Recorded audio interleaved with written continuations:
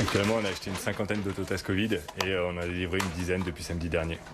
Seulement 20% d'autotests vendus en une semaine dans cette pharmacie. Annoncé en grande pompe, l'autotest Covid antigénique est loin d'être un succès.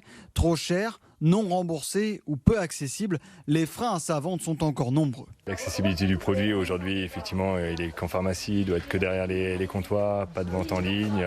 Et puis le prix du produit aujourd'hui, puisque c'est des boîtes de 5 qui sortent autour d'une trentaine d'euros.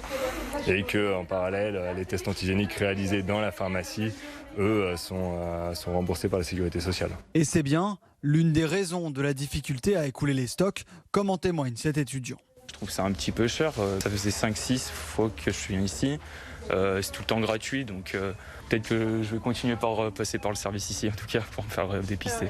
Et puis il y a l'aspect pratique, un prélèvement complexe, qui plus est quand il faut se le faire soi-même, de quoi entamer la confiance dans la fiabilité du résultat. Moi, je préfère passer directement par des pharmaciens, on va dire, pour avoir accès à ce test que de le faire moi-même chez moi.